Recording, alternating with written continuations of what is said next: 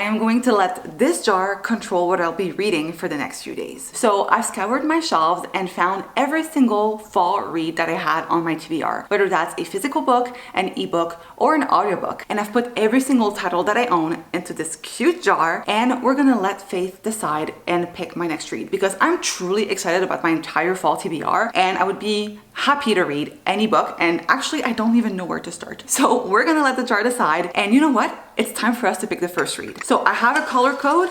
Orange is physical TBR, and yellow is an ebook or an audiobook. So let's see. I have this one right here. A physical read, okay. Oh my God, this is a book that I literally just received. Oh my God, I'm obsessed. So it is the Ornithologist's Field Guide to Love. So let's go pick it up from my shelves.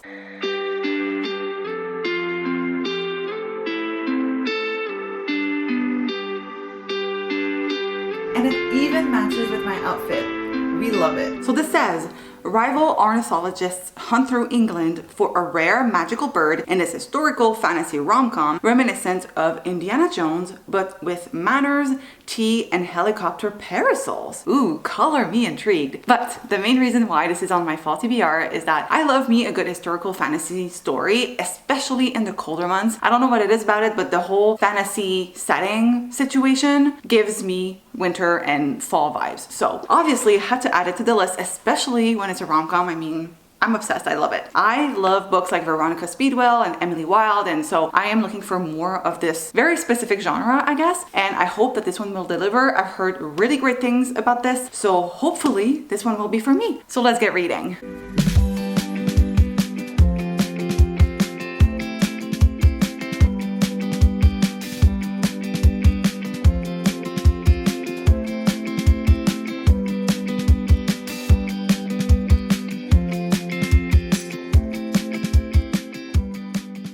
I have been making reading progress, and so I figured it was time for an update. Let me settle this down and grab my book, which is The Ornithologist's Field Guide to Love by India Holton. I am 105 pages into the book, and so far I'm really enjoying it. I will admit, however, that it did take me a little bit of time to get into it, simply because this is set in Victorian era. It's set in 1890, and the language that is used at this time period is always a little bit jarring for me as a non-native English speaker. So it did take me, like, I want to say 2 chapters before I really got into it, but now it reads very easily, and I'm actually hooked. Like, I need to see what's going to happen next, especially as I feel like we're headed into one of my favorite tropes. The story follows 2 rival ornithologists. There's this rare bird that has been sighted in England, and there's basically this competition hosted by the International Ornithologist Society that will reward whoever catches the bird. There's this like big prize money. There's also like tenure at stake for whoever catches the bird. And so because our 2 protagonists are both professors at rival universities, she's an Oxford girl, he's a Cambridge guy, obviously they both really want this prize. Through force of will, they're kind of thrown together into working together to catch this bird. And so we have been seeing them in these ridiculous situations, but basically they have to work together to get there, because so far there's been one mishap after the next. Because of that, they're traveling together and they're just trying to get to the end point. But so far I've been really enjoying their chemistry. I will say, usually for a rival to lover story, I prefer my romance to be a little bit more on the bantery side. Like, I love me some good banter, and I feel like this one is a little bit lacking in that department, because our 2 protagonists have like an undeniable attraction. Like, there's definitely chemistry between the 2 of them, and both of them feel it, but neither of them is willing to admit it to the other, and they're not willing to act on their feelings, obviously. So we've been seeing like this will they won't they situation, and it's been delightful, but also I kind of wish that it was a little bit more bantery. Other than that, it's been very fun. One of my favorite part of this so far has been the whole like French situation, because the book begins in France, as I said, and so there's like this whole situation where they're talking to French people, but neither of them have very fluent French, and so there's been like some gems in here, and I feel like if you understand French, it's just so funny. For me, that was like so good. I loved it. But yeah, so far really curious to see where it goes, but it's been very action-packed. There's always something going on. Like I said, they're thrown into these ridiculous situations and they have to find solutions, and it's just been very funny. Like, nothing seems to be going right, but it makes it so that they bond, and I just love it. So far, I am excited to see where this goes. I don't know if it gets spicy or not. I kind of hope that it does, but I think I've seen that it's Fade to Black is fine, but I do prefer my romances on the spicier side, so I guess we'll see. But so far, I am having really a lot of fun, and I think it would be like a perfect read to cozy up to, I think, regardless of the season. Granted, this might be better like during the like spring and summer because we're talking about like nature, and if you like these kinds of settings, I think this would be a great book to read then. But even now, I think it's the perfect read to cozy up to, just because it's set in England, there's like these academic vibes, and I don't know, I'm just really enjoying it, and I feel like the timing makes it fun. I've been having like ambiance rooms in the background, and it's just been the perfect reading setup, so we will see where it goes from here. But so far, I'm having so much fun reading this.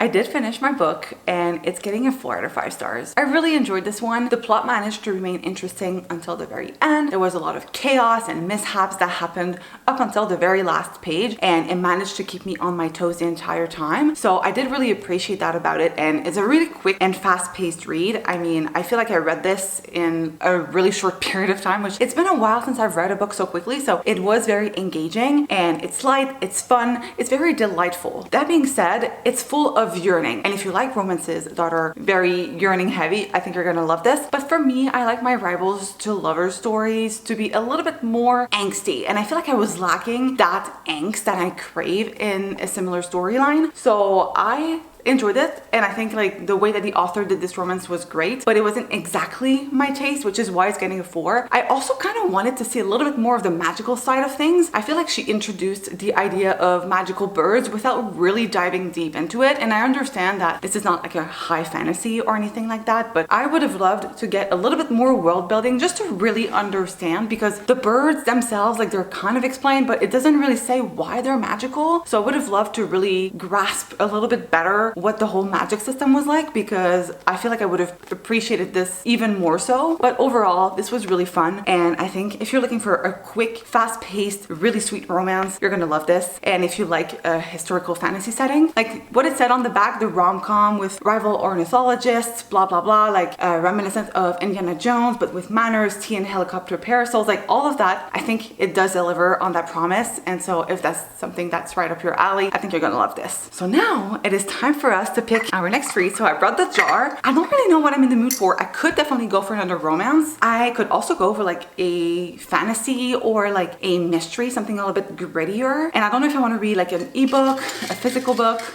maybe even an audiobook. So let's just go pick at random. Okay, I have one. Oh, okay, another physical TBR pick. Let's see. I'm a little bit nervous, I'm not gonna lie. Oh my god!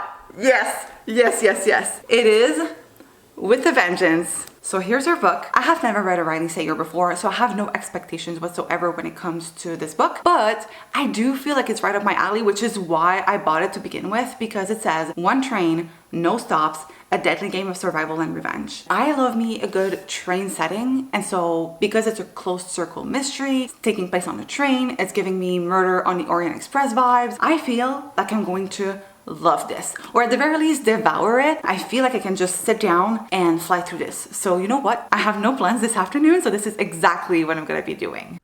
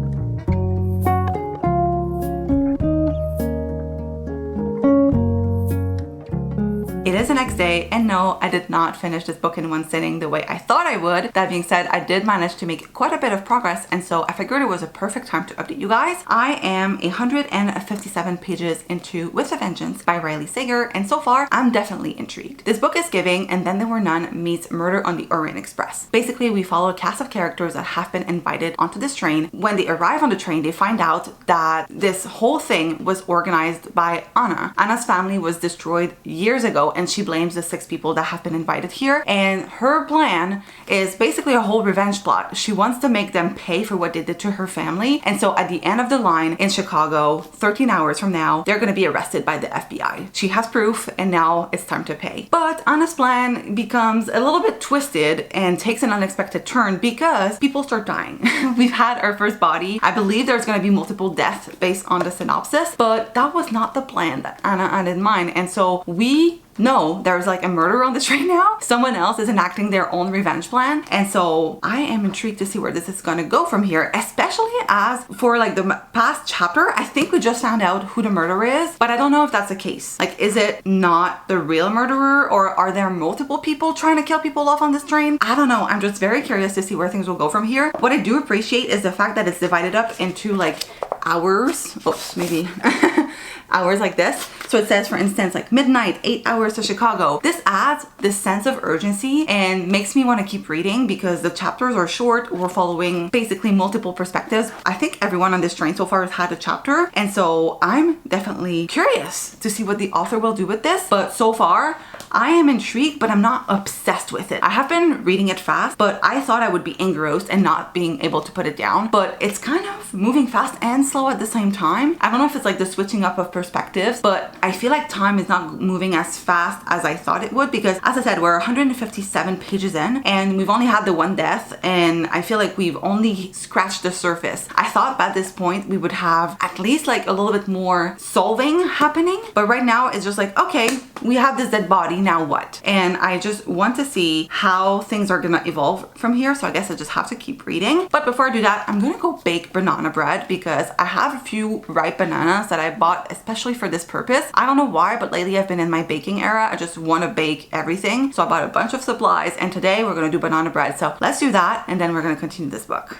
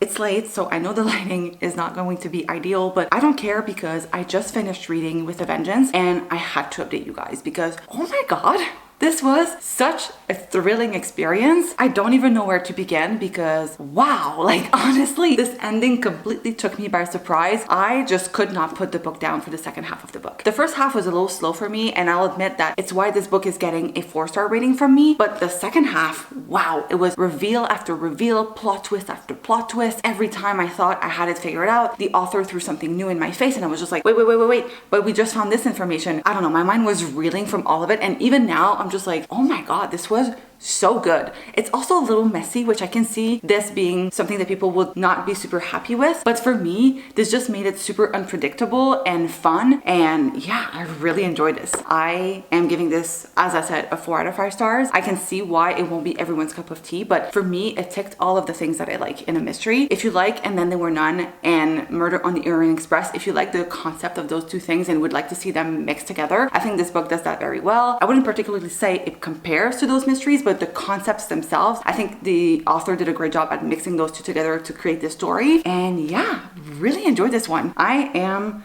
pleasantly surprised, and if you have any other recommendations for me from this author, let me know, because I did enjoy my experience with this and would love to read something either similar or maybe with a different plot, but that gives off the same vibes as this. So yeah, had a great time. But now it is time to pick our next read. So I have my jar. Now I am going to be away for the next, I'm gonna say 48 hours, or it might be more like a 36-hour situation. I'm going to my parents' house for a couple of days. So I would love to get maybe like an ebook, but I don't really mind having a physical read either. And I don't really know what I'm in the mood to read. So let's see what the jar picks for me. Okay, looks like it's gonna be a physical pick. Oh, okay. The Naturals by Jennifer Lynn Barnes. All right, so it has been a few days. As I said, I was away at my parents for a bit, and then it just got busy for me for a couple of days. But I have been, regardless, making progress with The Naturals by Jennifer Lynn Barnes. I'm currently on page 196. So I'm up to part 3, which is called Hunting. And so far, I will say I'm really enjoying the concept of this book. We basically have a school for teenagers that are training to become part of the FBI. Each of our students has a particular trait, something that the FBI is looking for and training people for, but these people naturally have that, which is why they're called the Naturals. Our main character, Cassie, is a natural profiler. So she's able to really understand people's behaviors based on their environments and just really grasp who they are as a person. And so she's training to be part of the FBI. So far, I'm really enjoying, like I said, the concept of it, but I will admit that I'm not necessarily connecting with any of the characters. I find that they're very surface level, and I don't know if it's because this is older. I don't know exactly when this was published. I think this is one of her first series that she came out with, 2023. That's a reprint. This initially came out in 2013, so it's been a while, and I don't know if it's because of that, because it's one of her first books that she came out with, or at least as far as I'm aware, but I am not connecting with the characters as much. That being said, I am intrigued by the whole storyline. There's also this cold case involving her mom, and now we have a serial killer on the loose that they're trying to catch, and I don't know, I'm interested in the story and the concept, but not so much the characters. So it's making it a little bit difficult for me to really get involved in the story. This is the kind of book where I would be happy just putting it down for a couple of days and not really want to pick it back up. But once I'm reading it, it's fine. And it also has Jennifer Lynn Barnes' signature, meaning that the chapters are short, the writing is straight to the point. I'm flying through this, and it's also very short. It's about 300 pages. So I only have about 100 pages to be done with it. And I feel like I could definitely just sit down and read that in one sitting because it's super readable. So I think that's exactly what I'm going to be doing this afternoon. Just sitting down and really power through the last 100 pages of this book so that we can get this one finished and also move on to our next read.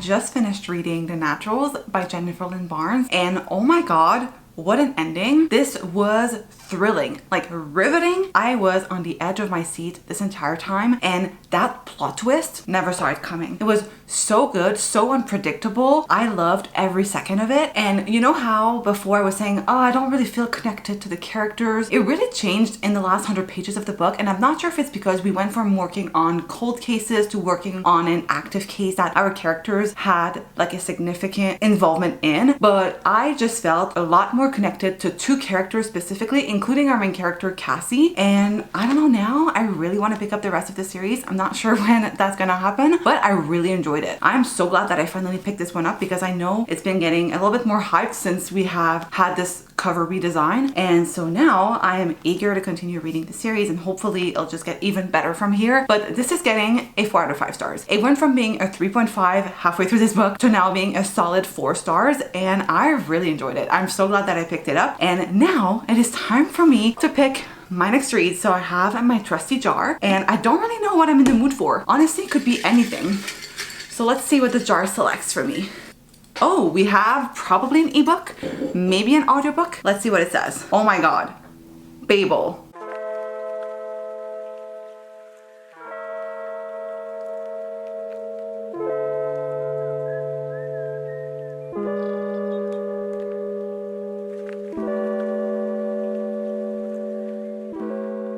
Hello, so it is the next day and I have been making quite a bit of progress with Babel by R.F. Kuang. So I think I said initially that this was called Babel, but after reading it, I'm pretty sure it's pronounced Babel. Anyway, I might interchange the two. I think I've heard it both ways, but reading this, I'm pretty sure it's called Babel. Anyway, I've been making progress, and I'll be honest, I was full on ready to DNF this initially because this is not the kind of book that I would have gravitated towards naturally. This is my first R.F. Kuang book, and I'm not like a high fantasy girly, and this is like dark academia, historical fantasy, and so I thought this might be too like literary for me, but so far I've been really enjoying this actually. So how can I explain this book? Basically, we follow our main character Robin, and Robin at the beginning of the book, as a child, he gets saved by this professor who then brings him to London and trains him to become this translator so that he can later on go to Oxford University and enter Babel, which is the translation faculty at Oxford. The thing is, translation in this world is very highly viewed because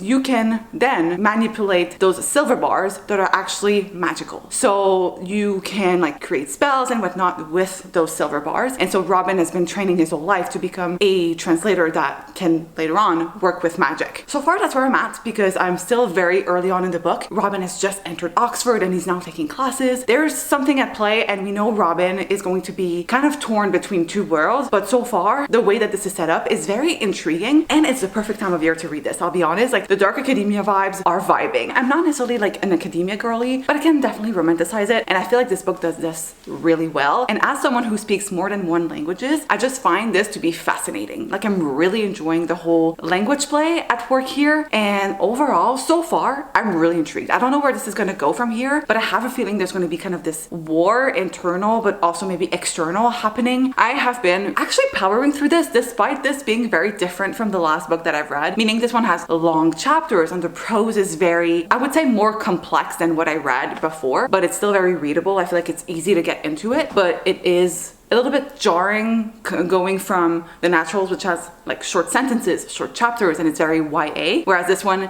is meant for an adult public, and also like the chapters are long and it takes a while to get into the swing of things, but once you're in, I feel like you're really in. And so far I've been really enjoying myself. So I am maybe hoping to finish this today. I don't know how realistic that is, considering that this book is like well over 500 pages. I think it's like 544 pages according to Goodreads. So I am not sure how quickly I can finish this, and I also want to savor it, you know? But at the same time, I would love to just really read all day. I think this is the perfect fall day to just get my reading on.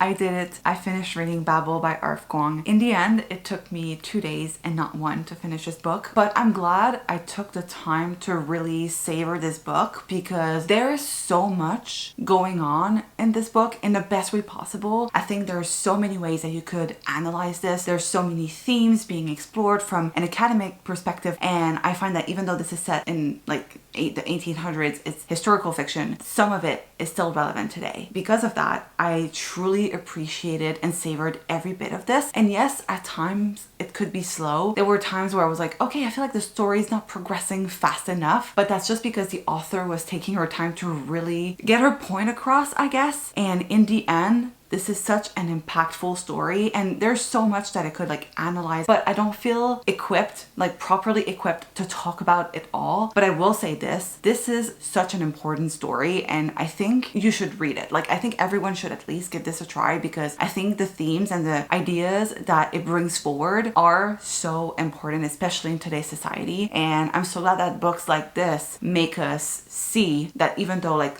this is set in history, things like this still happen today. There's so much going on, and I really appreciated this book. I didn't think that this would be my cup of tea. I think I've said that in the last clip. I didn't think I would enjoy this because I'm not someone who is very academic. Like, I enjoy a dark academia story, but I like the romanticizing aspect of it. And this one does much more than that. It's actually a very academic text. I find like the story itself is really rooted in academia, and it's at the core of it. It's not just the setting, it's the whole idea behind it. And I think the author did an incredible job. The writing is impeccable, and the characters are super complex. And at first they feel distant, but the more the story evolves, the more you come to understand their point of views and who they are as people and why they act the way that they do. And I don't know, I don't even know where I'm going with this, but I really enjoyed this. This is a 4 out of 5 stars for me. I truly, like, at the end of it, I was just captivated, hanging on to every word, and I just could not stop reading. And yes, it took me a little bit of time to really get acquainted, but once I was in, I was hooked. I could not stop reading. So definitely something that I would recommend you check out if you haven't already. And now I'm really curious to read more from this author because I do have another book of hers on my TBR. It's actually in my TBR jar right here, so maybe, who knows, we'll pick that one up next. I do have other books of hers on my radar, so I will definitely be checking them out eventually, but this was a solid pick. Really enjoyed this. It's very outside of my comfort zone, but I'm so glad I read it because I feel like I got so much out of it. I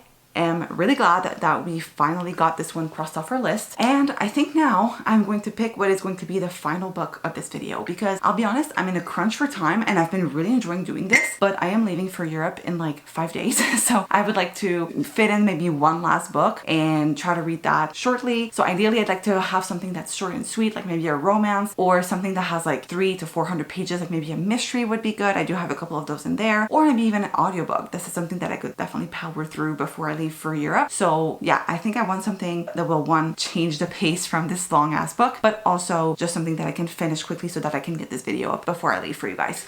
So let's see. So we might have to veto a couple of the things we pull out depending on what comes out of it, just because I want to get the right book. Okay, this is physical TBR. Let's see what it is.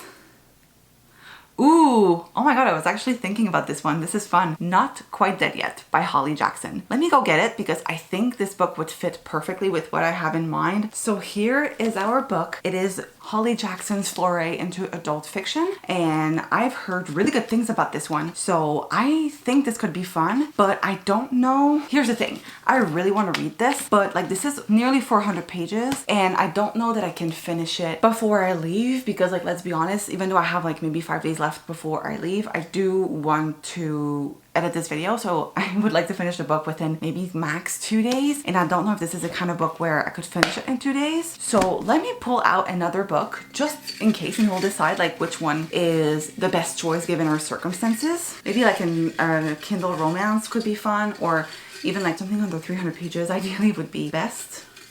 This one. Okay, maybe this could work. I have The Third Gilmore Girl by Kelly Bishop, and it's an audiobook. I don't know how long that is. Let me just check that out because maybe we could fit in both, who knows. But the audiobook would be great just because it would allow me to get something read quickly while doing other things as well, like packing, for instance. So let me check. I have it on here. It's 6 hours and 48 minutes, but I usually listen on 1.75 speed. So I think what we might do is start the third Gilmore Girl. So we're definitely reading that. And if I have time, I'll try to fit in this one. But let's be honest, I'm not holding out too much hope because I feel like this is the kind of book that I may want to keep for when I return and just really sink my teeth into. So we'll see, depending on the progress that I make. So I guess we'll be starting the third Gilmore Girl and maybe another mystery. Who knows?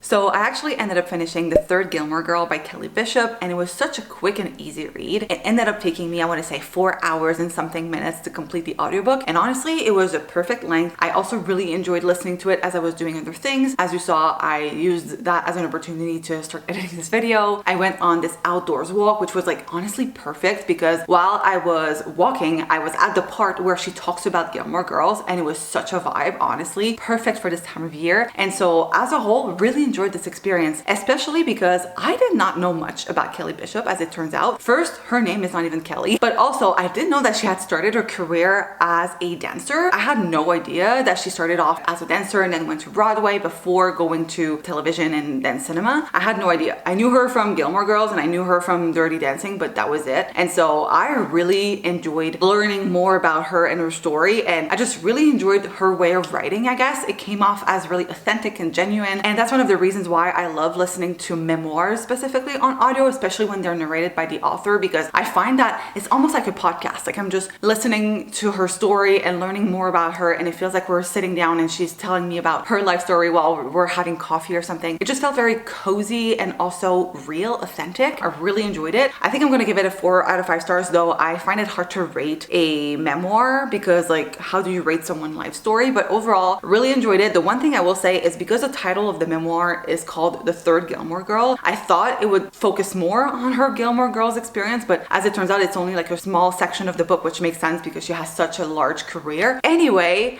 I am now done with this reading experiment, and I will say I had so much fun letting this jar decide what I was going to read for about 2 weeks. It was so fun. Honestly, I wasn't expecting the jar to be such a great experience. I don't know. I guess I really picked my TBR well for this fall, and it just makes me really excited to want to continue like reading the books for my fall TBR, but also letting the jar decide for me because obviously I had such a great time. I think all of the books that I've read in this book I've given 4 stars to, which I'll take it. I love that. And so let me know if this is something that you guys might want to see come back this season. Otherwise, I'll probably use this again for the winter season and maybe like even continue this tradition of having a seasonal TBR into a jar and just letting that decide what I read for a while. But so far, this has been honestly great, and I'm so glad that I did this. But now I guess that's it, and I will see you guys in my next one.